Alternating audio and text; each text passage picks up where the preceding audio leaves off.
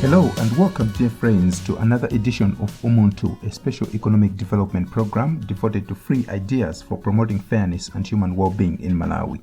The role of political leaders and ordinary citizens, how Malawi can get a foothold on the development ladder, and what holds back development progress in Malawi are some of the questions we tackle in this program.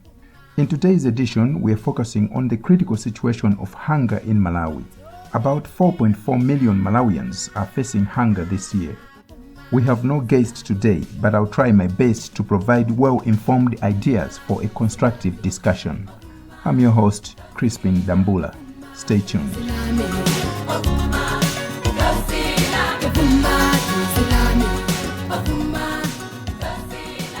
Malawi is facing a severe hunger crisis with 4.4 million of its citizens suffering from food insecurity. While the Freddy cyclone might have exacerbated the situation, it's clear that underlying issues such as poor policy and lack of political will have played a significant role in this crisis. What really is the root cause of this hunger epidemic in Malawi? Well, the situation in Malawi is distressing indeed.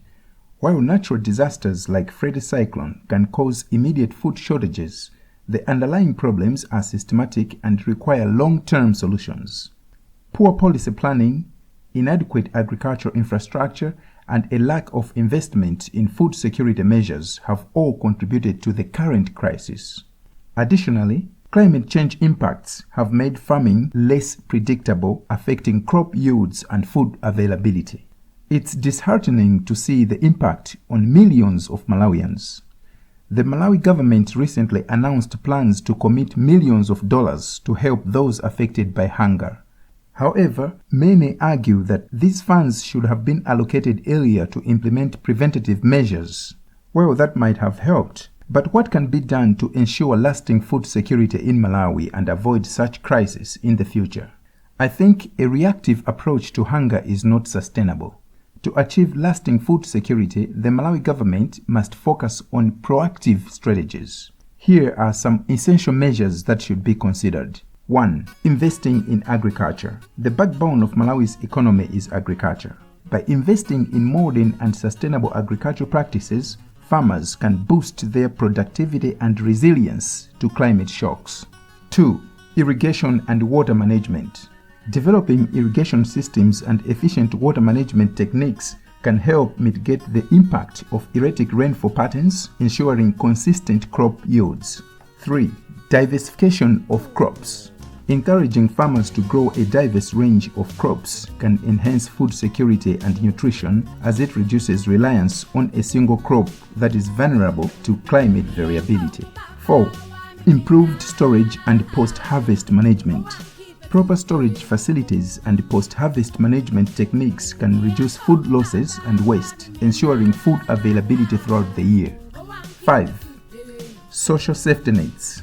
Establishing robust social safety nets can help vulnerable populations with access to food and basic necessities during times of crisis.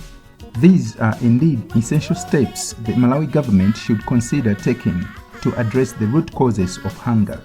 Implementing these measures would require strong political will and commitment.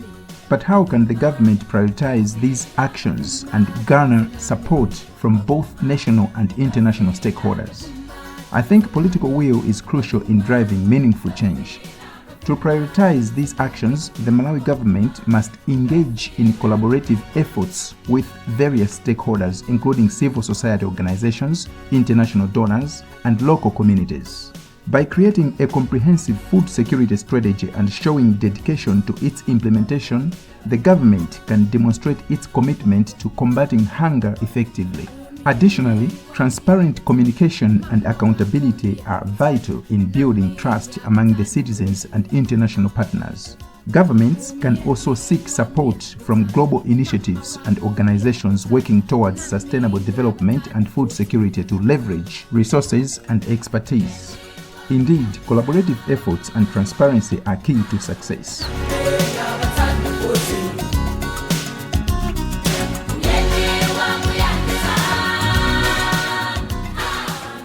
Before we conclude, what other advice would be helpful to Malawians how they can contribute to addressing the hunger crisis in the country and supporting lasting food security. I think that individuals and organizations can play a crucial role in helping Malawi to achieve lasting food security. Here are some ways to contribute. 1. Support NGOs. Many reputable non-governmental organizations are actively working on food security initiatives in Malawi.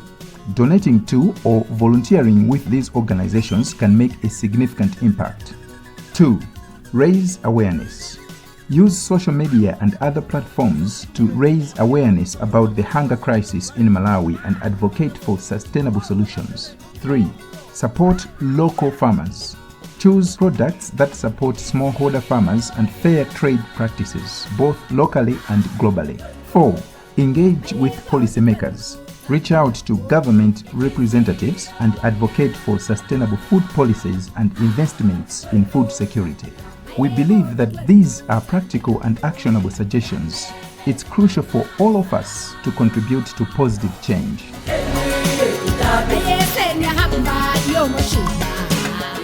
Unfortunately, that's all the time we have for today's edition of Umuntu.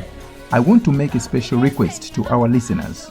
If you are an expert in food security, economic development, human rights, or any other development-related areas, contact us to be our guest. Our email address is umuntu.mw@africapabilities.org. Let me extend my gratitude to our sponsors and our dear listeners. Thank you for tuning in. Together, let's work towards a world where hunger is no longer a pressing issue. Until next week when we shall bring you another edition of Umuntu. My name is Crispin Dambula. Stay informed and stay engaged. Bye for now.